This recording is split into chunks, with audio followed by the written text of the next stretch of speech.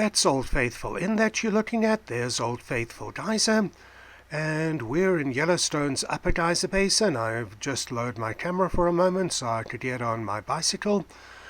Look at that sign coming up on the right, warning you about buffalo.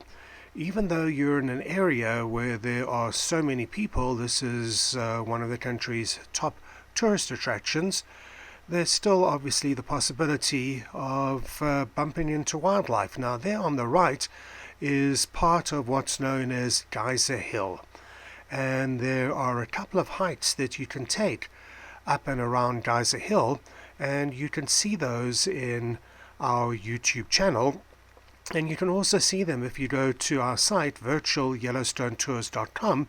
That's virtualyellowstonetours.com, and there's Geyser Hill. Again, you could see a lot more of it. Coming up on our right, where you see that white area, this is Castle Geyser, and the white is sinter. That is one of the minerals that is brought up from underground when the geysers erupt or when hot springs overflow. Castle Geyser is one of the largest cone geysers anywhere in the world, and I'll try and remember to get back to that and tell you the difference between cone geysers and fountain geysers. At the moment, Castle is erupting about every 10 to 12 hours or so, and its fountain reaches up to about 90 feet, which is about 27 meters, lasts about 20 minutes, and it's then followed by what's called a steam phase. On the right there is a trail that we could take to get to, amongst other things, Grand Geyser. Now I've mentioned, and there is center again, those trees that you see there, we call them bobby socks trees, and gosh, I know there's so many stories that I'm starting and then I'm going to have to come back to. I was telling you that the trail that we saw on the right led to, amongst other things, Grand Geyser. Now there are 5 geysers in Yellowstone's Upper Geyser Basin which have their eruption times predicted. There's Old Faithful, of course, there is Grand Geyser, there is Castle Geyser, and all 3 of those are either behind us or, in Grand Geyser's case, off to the right of us. And ahead of us are the other 2 geysers in the Upper Geyser Basin which have their eruption times predicted. They are Riverside Geyser, which will be off the trail a little to the right, and I'll point it out to you. That there is the Firehole River coming into view. Those of you who've seen several of these virtual Yellowstone tours will know that the Firehole River is a thermal river, and this section of trail that we're doing now is incorporated into several of our other longer videos as well. So please excuse me if you hear the same stories repeated from time to time, because, as I say, some of these sections of videos are used elsewhere as well. When I say that the Firehole River is a thermal river, what I mean is that a lot of the water in the Firehole River comes from thermal features. Now there are 4 sorts of thermal features. There's geysers, which we've all heard of, there's hot springs, which we've heard of, but then there are also mud pots as well as fumaroles. Now we're not going to talk a lot about mud pots or fumaroles, that there's a bridge over the Firehole River which also leads to Grand Geyser and the Grand Geyser area as well as Geyser Hill. We're not going to talk really about mud pots or fumaroles in this video, or that, by the way, coming into view on the right, and I'm sorry my finger is a little in the way, that there is Giant Geyser. Giant Geyser is the one on the right where there is steam coming off. To the left of Giant Geyser is Bijou Geyser. Giant Geyser very seldom erupts, but when it does erupt, it is an extraordinarily powerful geyser, possibly the most powerful geyser in the world. It is so powerful that if you get close up to Giant Geyser, and there is Giant on the right again, you'll see that it actually ripped itself apart in one of its explosions. So what's left of Giant Geyser, which is a cone geyser, and by the way, off on the right is another trail which goes to Grand Geyser, that there is Grotto Geyser. Grotto Geyser is almost always erupting. Its eruptions can last up to over a day. So it's not unusual to come past and see that on the right is Spa Geyser. And then also off to the right is Riverside Geyser. Now Riverside Geyser is another one of the big five geysers that I mentioned to you, which has its eruption times predicted. Riverside Geyser is one of Yellowstone's most predictable geysers, mainly because there are no other thermal features close to it which may interfere with Riverside's plumbing. And on the right there is the other trail to the small loop to Riverside Geyser, and if we look up the Firehole River, we briefly saw where Riverside Geyser was on the left-hand side of the river. Coming up on our left now is the boardwalk that'll take us to Morning Glory Pool, and on the right is the trailhead for Artemisia Geyser. That is a trail that's also featured on many of our other Yellowstone shorter hikes. Well, let me put my bicycle down and we can take the trail up towards Morning Glory. Morning Glory is really one of Yellowstone's iconic sites. It's just so incredibly colorful, isn't it? Unfortunately, the reason that Morning Glory Pool is so brilliantly colorful is because it is dying. Morning Glory Pool relies on a source of heat coming up from underground, and as the heat has lessened over the years, so more and more organisms are able to survive in Morning Glory Pool. Normally, when you see a hot spring that is really healthy, it'll be very blue or even a gray color, and you'll only see the colors right on the very edges. This is because there are very few what's called thermophiles or heat-loving organisms which are able to survive in these hot springs. But as the temperatures of the hot springs get lower, so more and more organisms, more and more thermophiles are able to survive within the hot springs such as Morning Glory. Over the years, Morning Glory's temperature has decreased as a result of both earthquakes shifting the underground plumbing, as well as people throwing things into Morning Glory Pool, which you really shouldn't be doing. What happens is when you throw something in, even if it's something really, really small, the sinter that I mentioned to you, that white stuff that you can see on the edges of the pool, the sinter adheres to the things that get thrown in, and in no time what has been thrown in becomes bigger and bigger and bigger, and it eventually clogs up the plumbing from underground, and this stops both the heat and the water coming up from underground.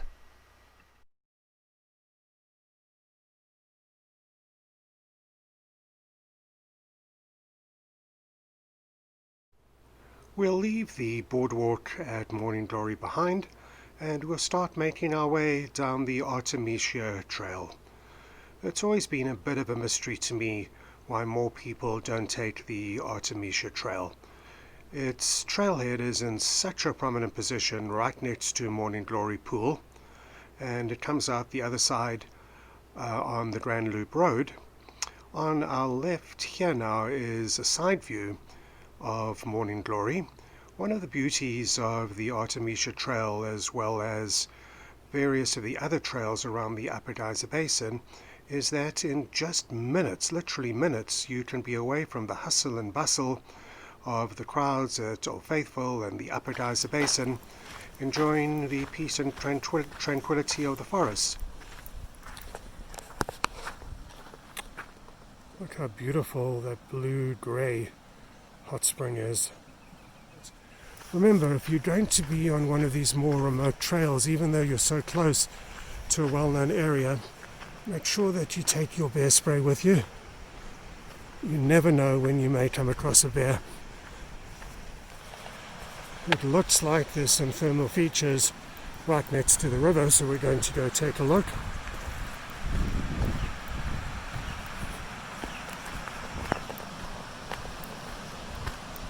That's Amber ahead of me.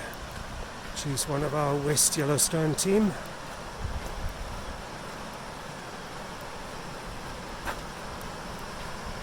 And just as we come down to the river, the sun comes out.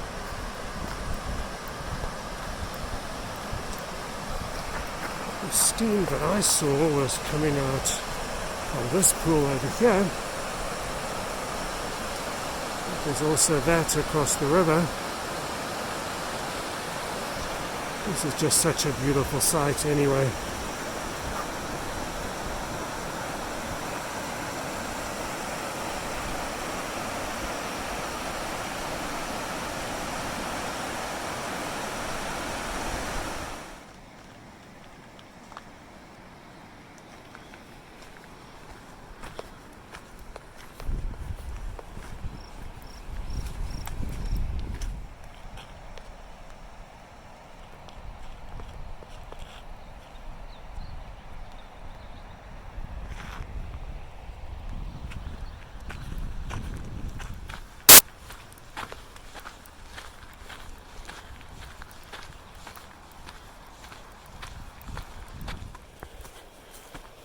And there's a buffalo there, grazing away peacefully by itself.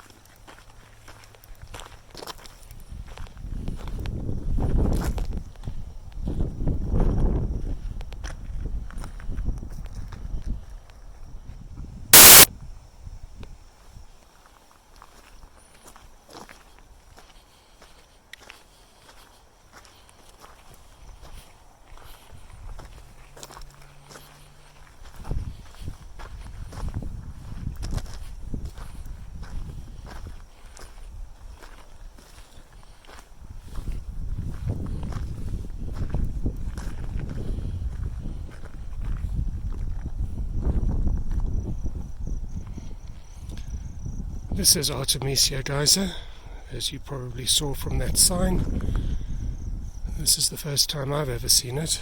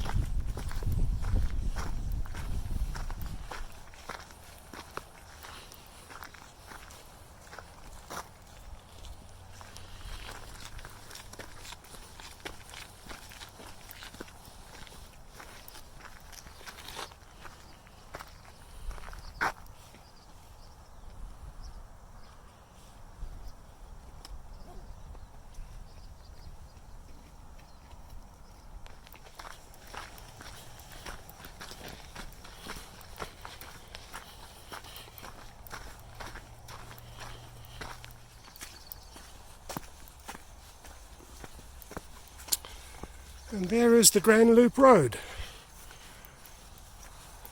We parked our car at the Daisy Geyser Trailhead, which is off in that direction over there, so we have a short walk. Out of shape and being able to enjoy it.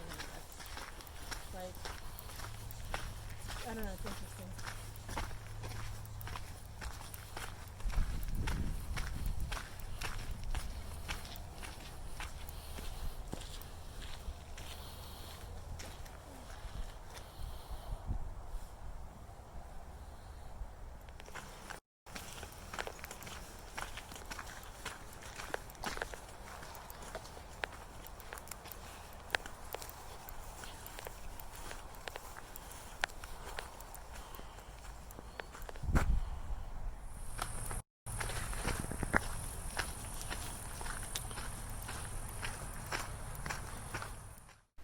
We're going to be at the Grand Loop Road pretty soon, and there will be two ways that we can continue this hike onto Mystic Falls.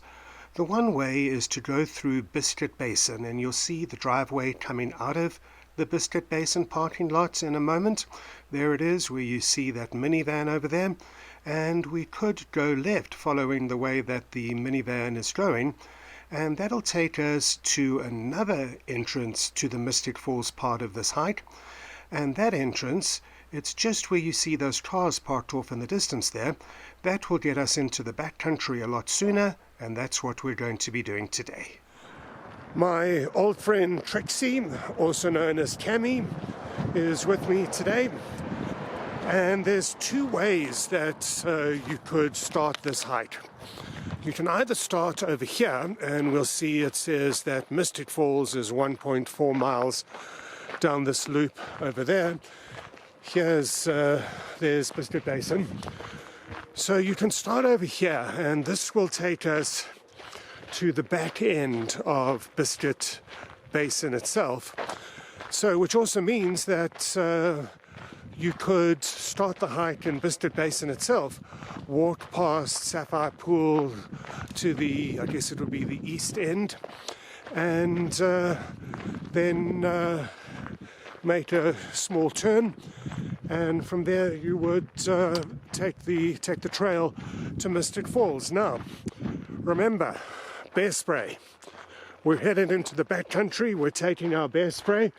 Trixie, do you have your bear spray? Got it. Outstanding.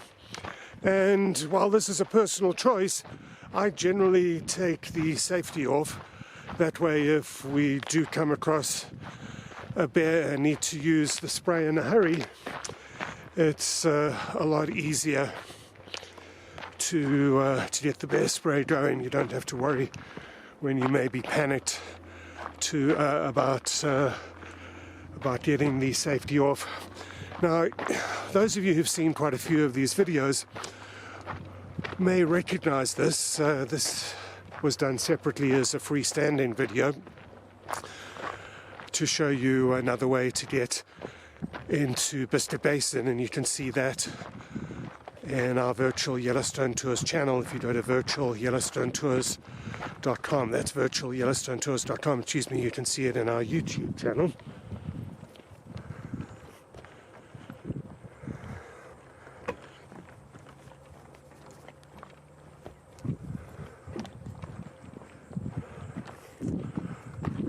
Now, I'd mentioned before that today is actually supposed to be a bluebird sky day.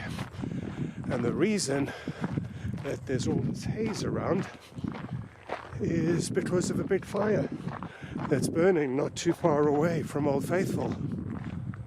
It's been given the name the Lone Star Fire, called that because it's burning pretty close to the Lone Star Geyser, and all this haze is really smoke that's coming off the fire, and it's been around for a couple of weeks. It should be a beautiful time of the year to be out. It's the beginning of September, it's the fall. The temperature is just great for taking a short trip into the close by backcountry.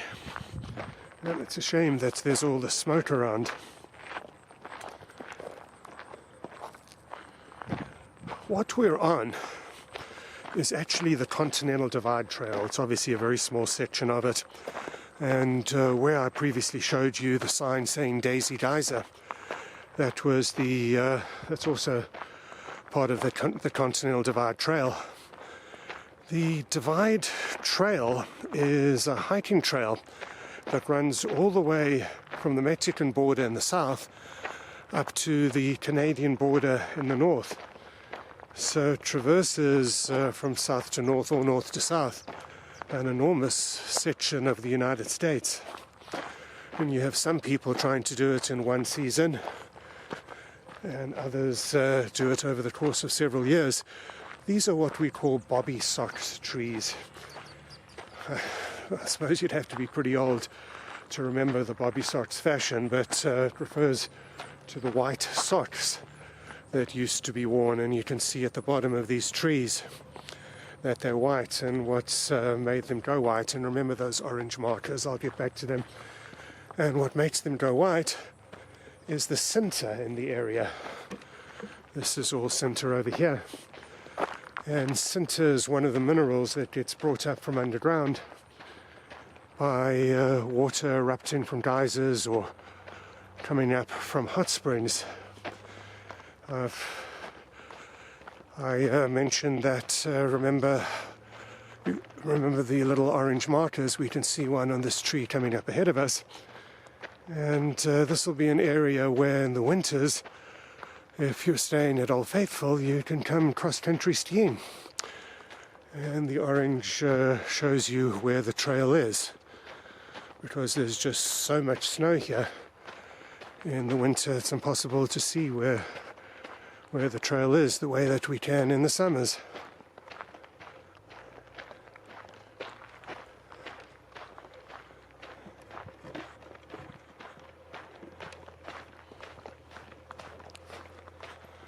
There's another one up there.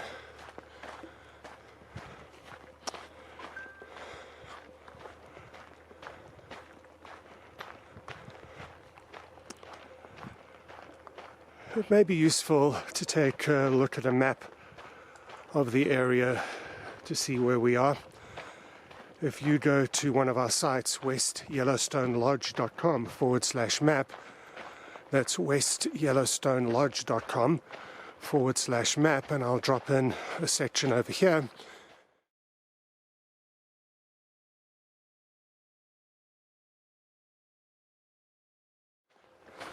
You can see just where Biscuit Basin is and where this trail is. We're very close to Old Faithful. That Daisy Geyser Trail that I showed you at the start of this video will lead us into the Upper Geyser Basin itself. Almost half of the world's thermal features are located right here at Yellowstone, in the Upper Geyser Basin. Has about 150 geysers in a space of just 1 square mile. So we're very close to the Upper Geyser Basin, basically in between where you see Biscuit Basin on the map and Old Faithful in the Upper Geyser Basin. Is Trixie still with us, do you suppose? I was telling you about this Continental Divide Trail, how some people will try and do it in one season and others will do it over the space of a couple of years. You try and come through this area, which is one of the higher areas of the trail, somewhere around the end of June into July, beginning of August, so you don't have to deal with trudging through the deep snow. I've mentioned in other videos that our company operates Yellowstone Taxi, and we'll get people calling us from the Divide Trail, where it comes out about 10 miles to the west of the town of West Yellowstone. Oh, what is that, a bluebird? A mountain? No. That lovely blue tail though.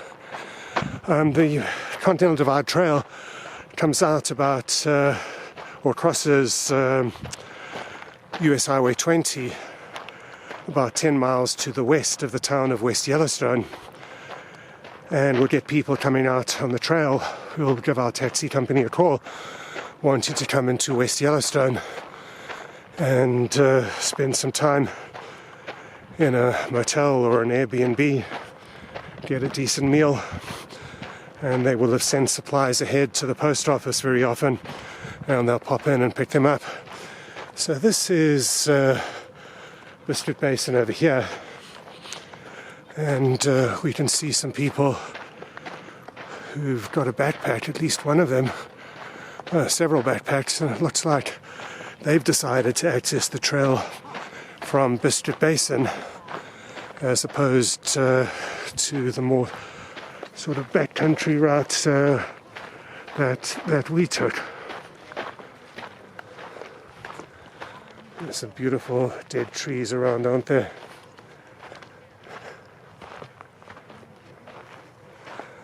And I think I'm going to stop here and wait a moment for Trixie. And Trixie has joined us, and we can continue along the hike.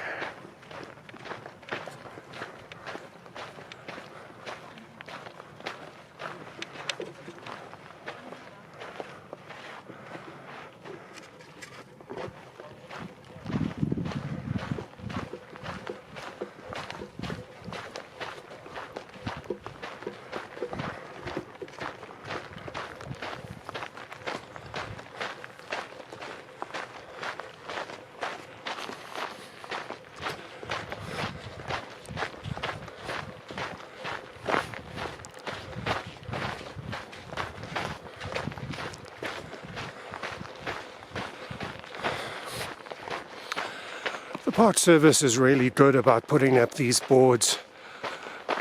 And having said that, is there anything left on this one? Yeah, I guess there is.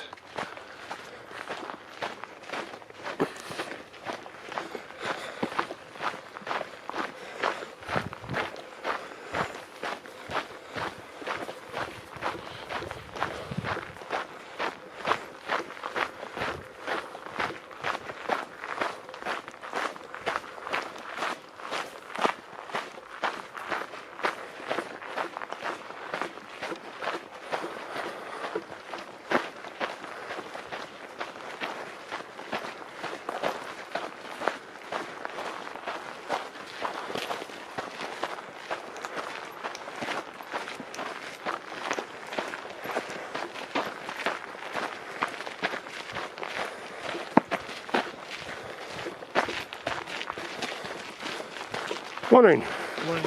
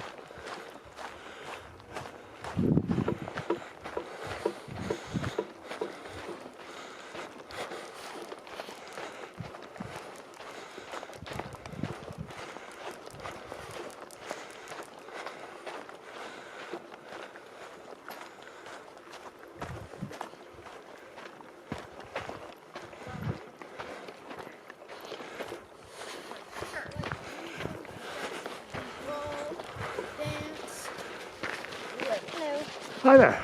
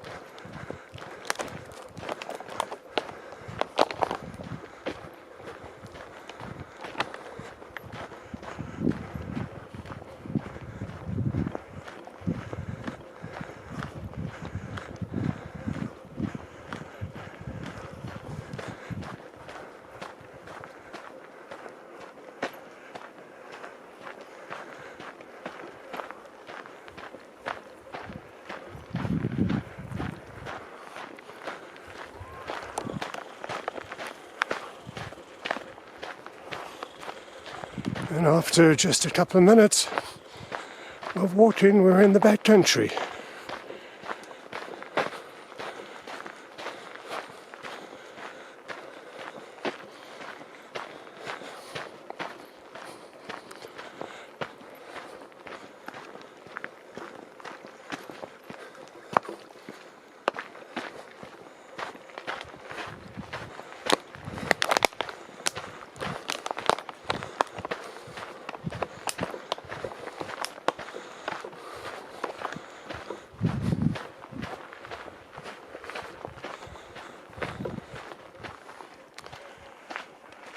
And up ahead of us is where the trail splits up into a big loop. If we go to the right over here, it's a steeper way to get to an overlook. If we go to the left, we'll head down to Mystic Falls, and then we can continue up. I suggest you do this in a clockwise direction, as it's a little easier to walk up the elevation that you're going to be coming to. And I'm going to stop here and wait for Trixie anyway.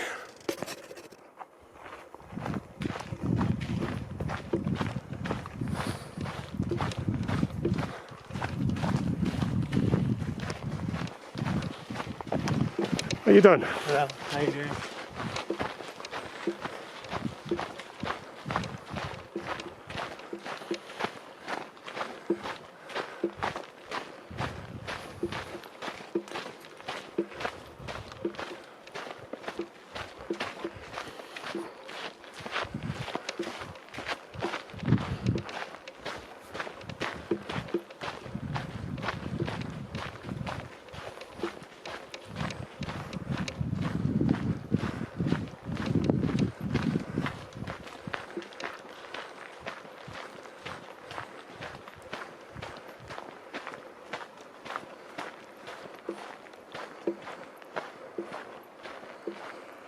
Well, that Summit Lake Trail takes you quite some distance, and it'll eventually bring you to the Yellowstone boundary, where it basically crosses, well, you're already in Idaho, but once you leave Yellowstone, you'll be in the state of Idaho proper.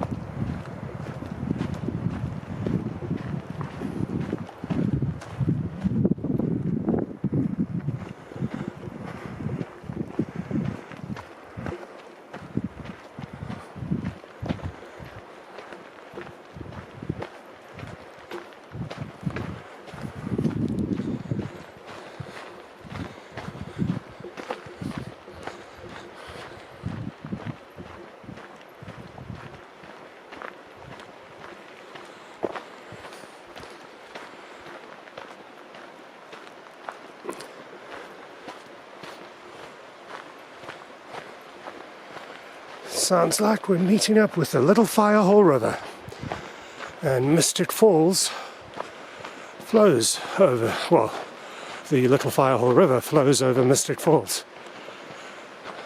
And this is going to be alongside us for a while.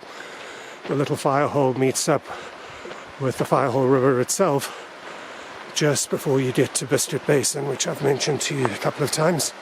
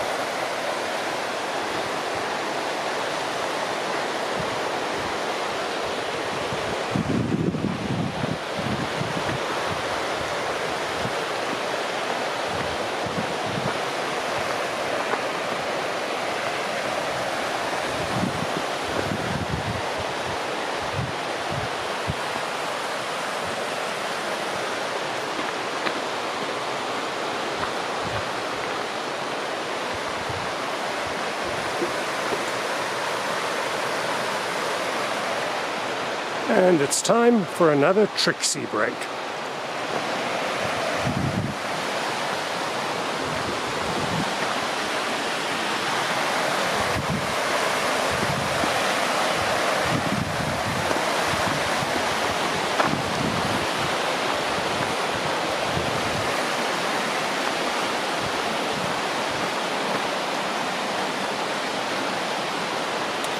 Boy, it's a shame it's so hazy and so smoky, isn't it? It should be a beautiful blue sky today.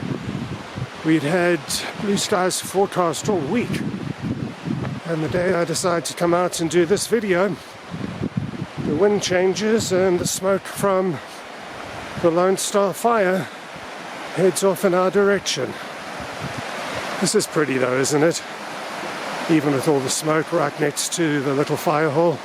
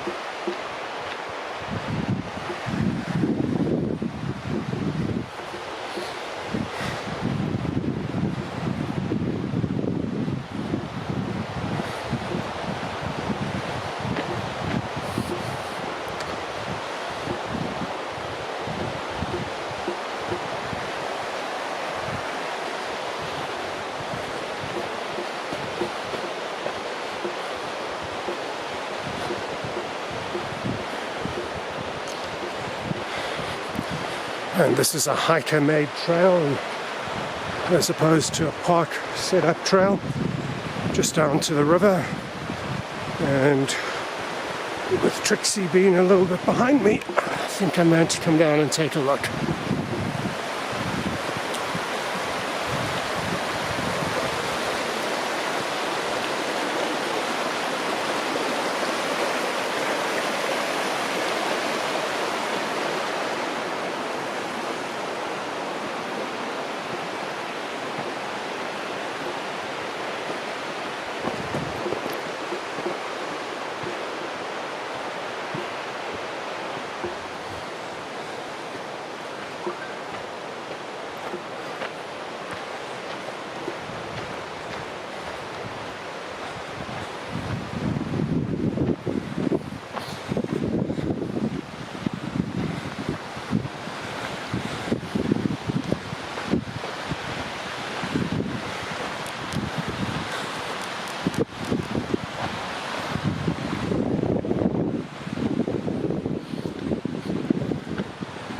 Boy, the smoke is getting really thick now.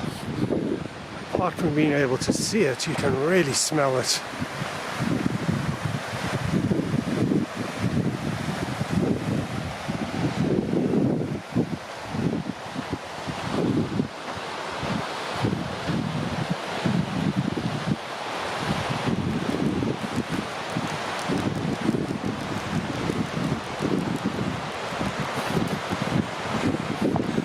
This is what I meant when we were at that point where we could have gone one way or the other on this big loop.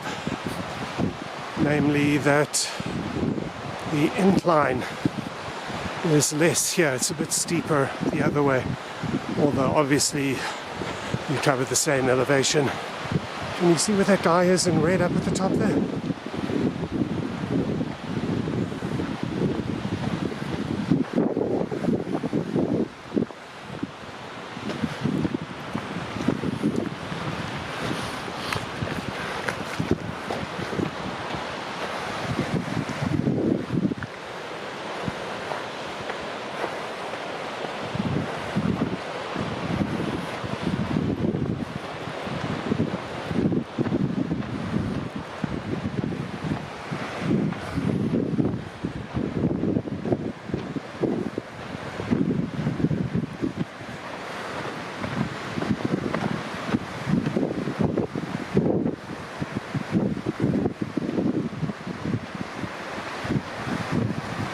And you can start to see the falls coming into view.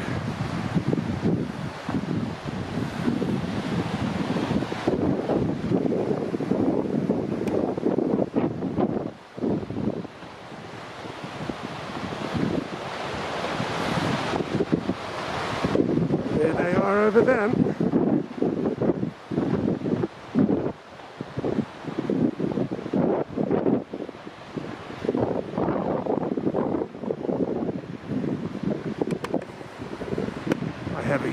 With me, I'm just dropping it so I can take a picture or two, and continuing on the trail to get a bit closer to Mystic Falls, and then depending on how Trixie is feeling we'll probably take the loop which you can see up there back to the overlook of Biscuit Basin and go back that way.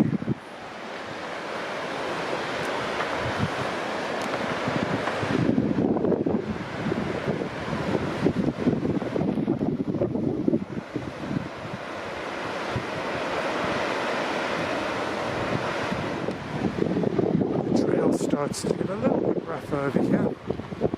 Nothing really significant though.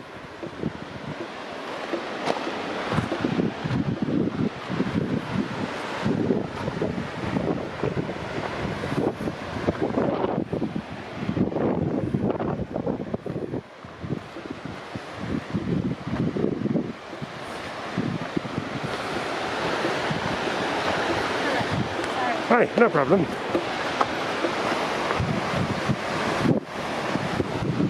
That's where the trail continues. This is another one of those hiker-made trails that you can just detour to get a bit closer, but do be careful if you do this.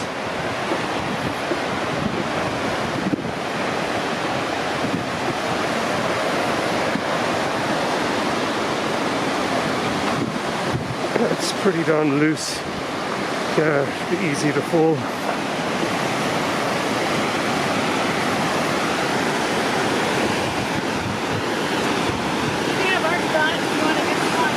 Thank you, appreciate that.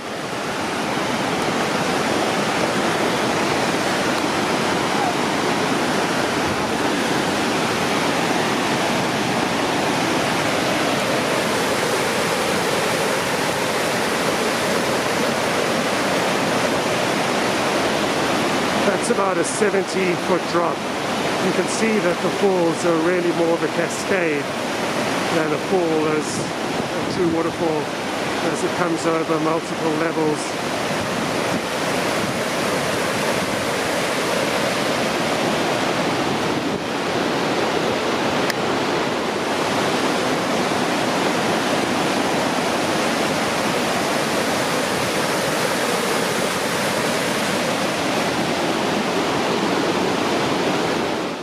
We're now going to retrace our steps back towards Biscuit Basin.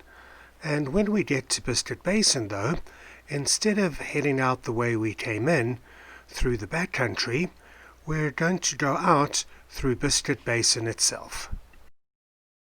I'm now in Biscuit Basin, and if you look in the background where you can see those people walking more or less in the middle of the screen, that is the trail that we have just come off, namely the Mystic Falls Trail. If you look around, you'll notice the blue skies and sunshine, and I'd mentioned before that we shot segments of these videos on different days, and this clearly is one of those different days. The previous part of the trail, we could barely see the views at times because of all the smoke in the background from a fire at Lone Star Geyser, and also from fires in California and Washington, the smoke of which had been blown up into the Yellowstone area. I'd also told you that there were two ways that we could access the Mystic Falls Trail. One was the so-called backcountry route that we took in, and the other way was to go through Biscuit Basin itself. And the advantage of going to and from the trail through Biscuit Basin, for those of you who don't have very much time in the Yellowstone area, is that it gives you the chance to see a really wonderful Yellowstone geyser basin that you might not otherwise have seen. It really is worth a look. You know, I mentioned to you that you need to stay on the boardwalks, but then we noticed that buffalo pretty much go wherever they like. Buffalo come here in the winters. They come to this and various other thermal areas. There's another little geyser going off. We probably didn't appreciate it. Maybe that, but we really did. Buffalo come to these various thermal areas because it's a lot warmer here, and the snow doesn't last as long. Obviously the heat melts the snow, but one unfortunate side effect of that is that there is a mineral, there is an element in these thermal areas that cause buffalo's teeth to erode. So they'll come here and they'll eat the grass and whatnot in this area, and their teeth start rotting away. So they are able to get some food in the winter, they stay a little bit warmer, but in time they actually starve to death. Once their teeth start rotting and falling out and dropping away, they can't eat anymore. Once they can't eat, they're obviously going to starve to death. We get a better view now of where we are. I mentioned the Artemisia Geyser Trail. That's the trailhead where you see that white area. I've mentioned in several of these videos that where you see this pale or white area, this is sinter that the geysers bring up with the water when they erupt. So whenever you see a white or a paler area, it either was a thermal area, or as is the case now, still is a thermal area. So where you see that pale area across the road, that's the Artemisia Geyser Trailhead. And I mentioned at the start of this video that it comes out right next to Morning Glory. So it brings you out right at the very bottom of the, or at the very end if you like, of the Upper Geyser Basin. And it really is a glorious trail. This of course is Sapphire Pool again. It really is a glorious trail. Be sure that you take bear spray with you, as always, even though you're so close to a major road and so close to a major area with the Old Faithful buildings being up in that direction over there. But you never know when you may come across a bear. You may like to take a look at that virtual Yellowstone tour that we have, where I was out mountain biking actually outside the park and came across a little bear. Fortunately, it was a little bear, probably about a year and a half old, and didn't have its mum with it. I'll get back to that. Here we can see these bacteria mats again.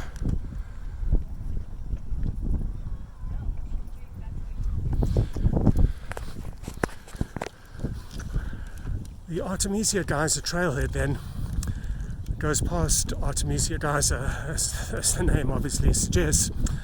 And that is a wonderful fountain geyser. There's, broadly speaking, two different sorts of geysers. Fountain geysers, which are wide and open, and the water, when it comes out, doesn't have much direction, and cone geysers, like an upside-down ice cream cone. And that is what gives Old Faithful, for example, and Castle and White Dome their direction. Sorry about the wind noise. It actually got a lot worse, so I deleted the soundtrack, or this part of it, and I'm doing the narration from my computer. Coming up, our Black Diamond Pool firstly, and just after that in the background you can see Black Opal Pool.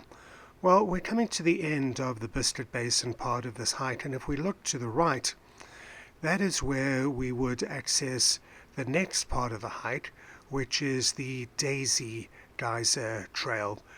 That takes us to Daisy Geyser, as the name suggests, as well as the Daisy group of geysers. It's just a short walk down the Grand Loop Road to our right. You will recall where we first started the Mystic Falls and Biscuit Basin Overlook Trail, in that direction over there where you see those green trees to the right. And just across the road from that, just opposite that, is the Daisy Geyser Trailhead.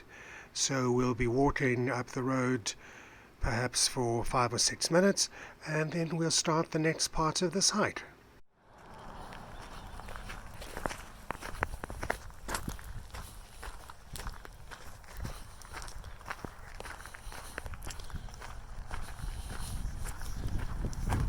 And if you do come this way and take this little walk, I do suggest that you bring your bear spray with you.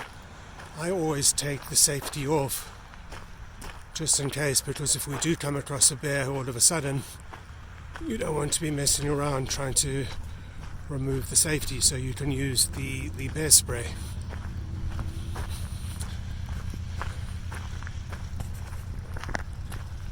That's the Firehole River straight ahead of us. You can see thermal features on both sides. Those of you who've seen others of these videos will know that there hasn't been a bear attack on a group of 6 or more people in the Yellowstone area. But the fewer the people, the greater the chance there is of a bear attack. And today, it's just me and Amber, one of our team at our West Yellowstone office.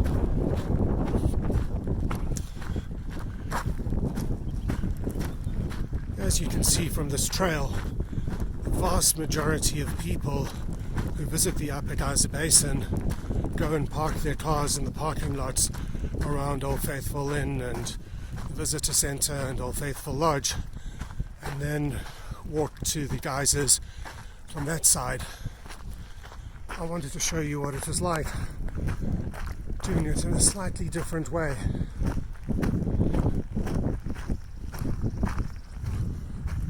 We can see thermal features once again right next to the river.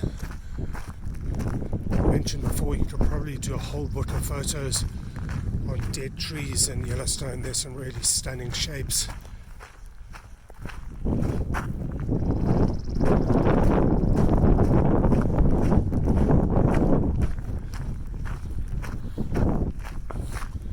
Once again, those of you who watch a few of these videos will know that the Firehole River is a thermal river. And what that means is there's water flowing from the thermal features into the river from the geysers and the hot springs. Look at this little pool. It's one of the beauties of taking this trail. You don't want to get too close to any of these pools or any of the thermal features, because you could go straight through the ground. So look at those bubbles coming up.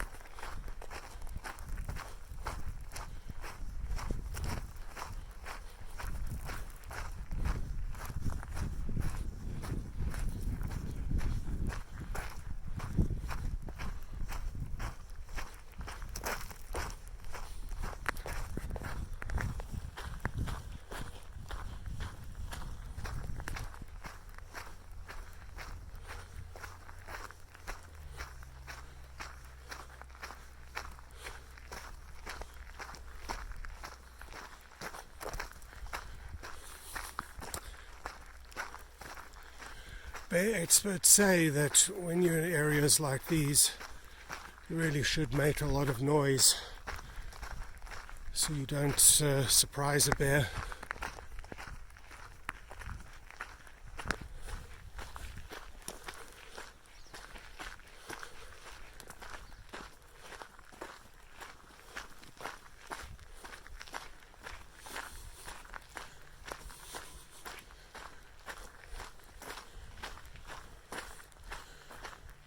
Notice the markings on the trees.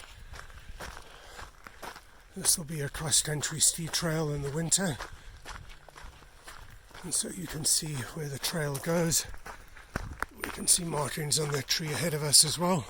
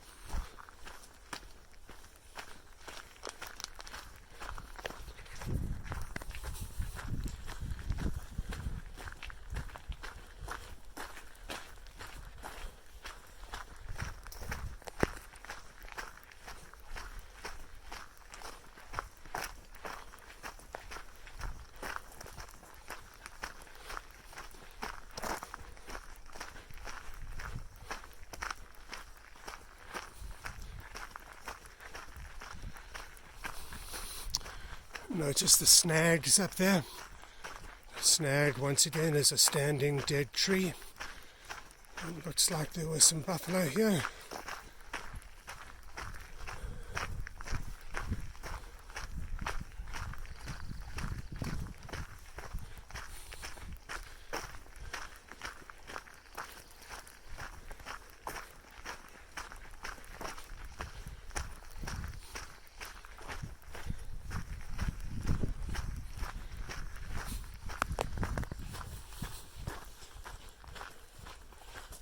And we're back alongside the Firehole River. Quite a few more snags in this area, aren't there?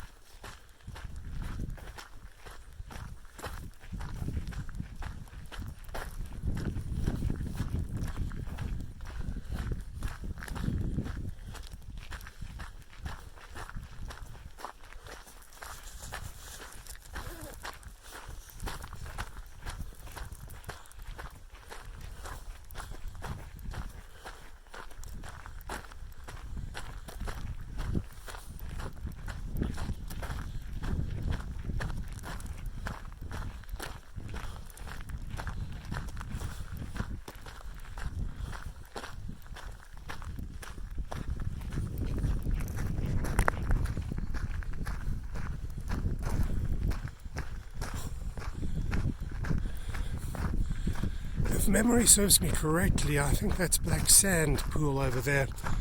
Now I know that Black Sand Basin is all the way back over there, but still, I believe that's the name of that pool.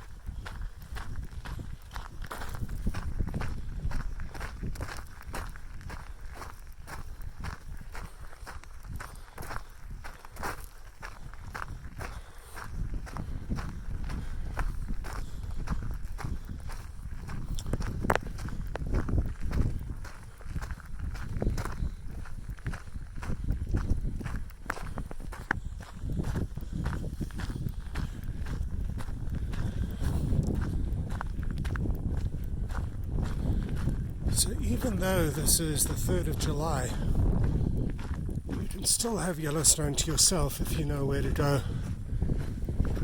We haven't seen one other person out.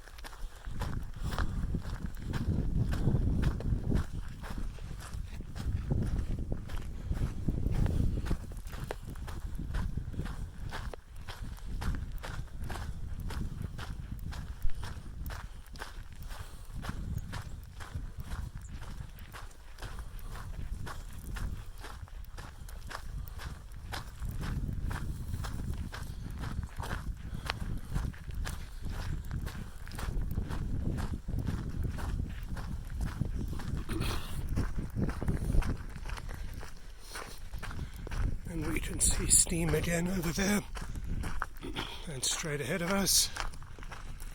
So we're clearly approaching thermal areas, and what's called the Daisy group is off in that direction. By the Daisy group I mean that there's a number of thermal features there, and they take their name after the main geyser in the area.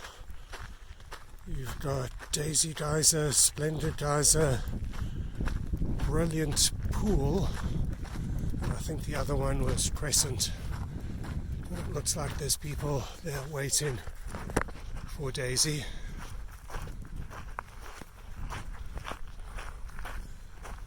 Too bad we just can't cut across the meadow, isn't it? But you generally don't want to walk anywhere where there's not a boardwalk near a thermal feature.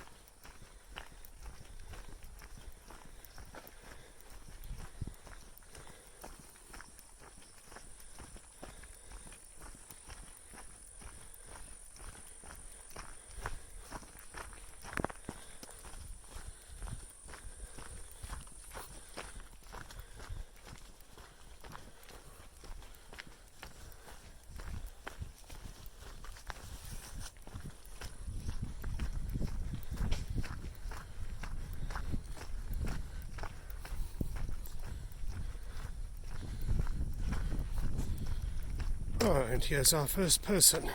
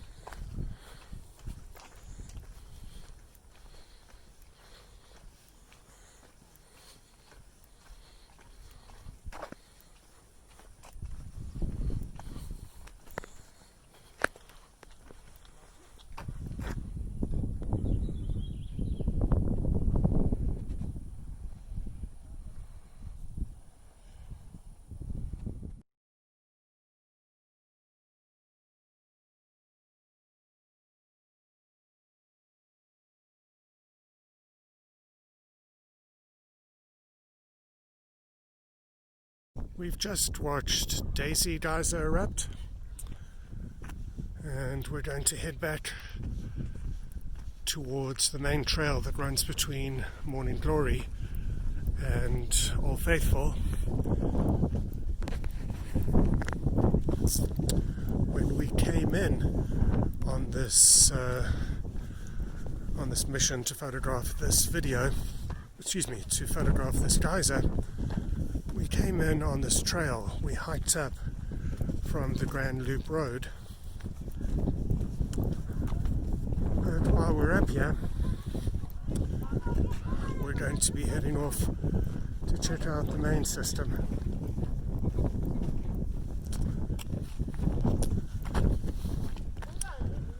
Old Faithful Inn off in the background over there. That trail in the background between Morning Glory to our left and Old Faithful to the right is one of the few in the park where you're allowed to ride a bicycle, so I will be on a bicycle for the rest of this trip. In the background as well, on the right hand side slightly, you can see Giant Geyser and Bijou Geyser. This over here is where we've just come out. It's one of the two entrances to the Daisy group of geysers. And then to the left, as I mentioned before, that is Giant Geyser with a little bit of steam coming out of it. Next to it is Bijou Geyser.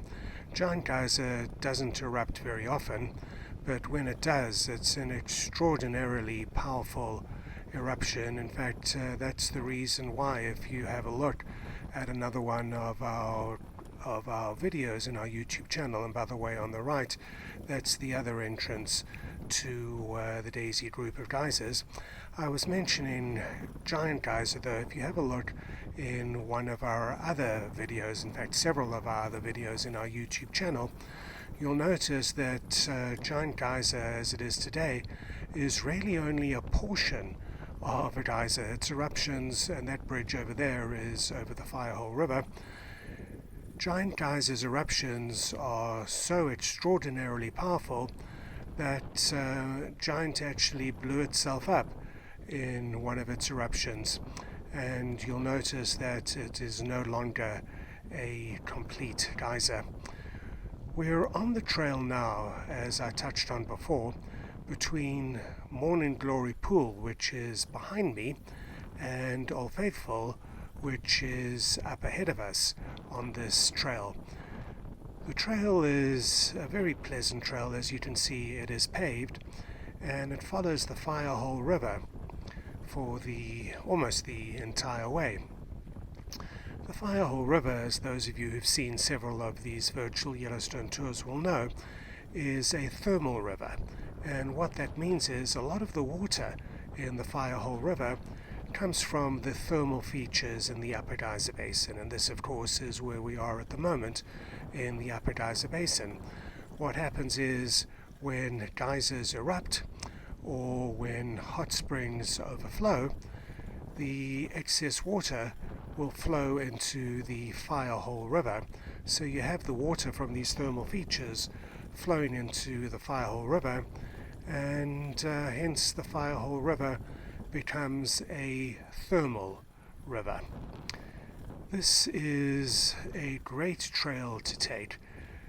Several of what I like to regard as the major geysers in Yellowstone, the big five geysers as I like to call them, of the Upper Geyser Basin, are either on this trail or not too far from it. In fact, if you look at those snags off on the left hand side, those white trees that are basically no longer trees, a snag in the Yellowstone context is a standing dead tree, and where I pointed out those snags to you, that is where Grand Geyser is, which is one of what I call Yellowstone's big five geysers.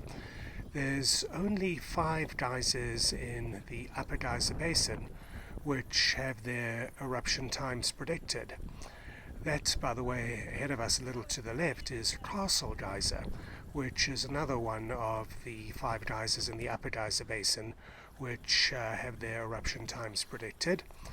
The 5 that do have their eruption times predicted are Castle, which we're staring at, and then if we take the trail to our left, amongst other places, it'll take us to Grand Geyser, which is another one of the 5 geysers in the Upper Geyser Basin which do have their eruption times predicted. Behind us is Riverside Geyser. Then there is Daisy, which we saw a moment ago. And then there's also Old Faithful, which is straight ahead of us.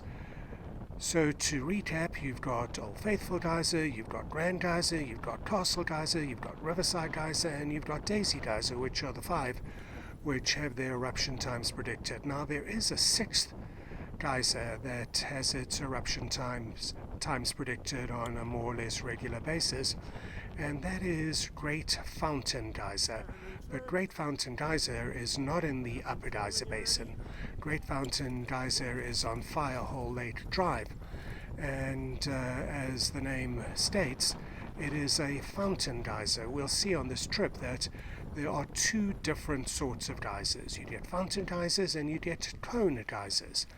Old Faithful is the world's best example of a cone geyser. What happens is that the waters that come up from underground bring certain minerals with them, and one of the minerals is sinter, and off on our right there was the gas station and a convenience store, as well as a general store.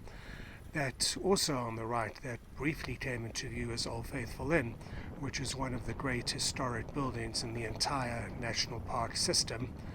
At the time that I filmed this, it was 2020, during the coronavirus outbreak, and that's why there's no flags flying on the top of Old Faithful Inn as there normally are.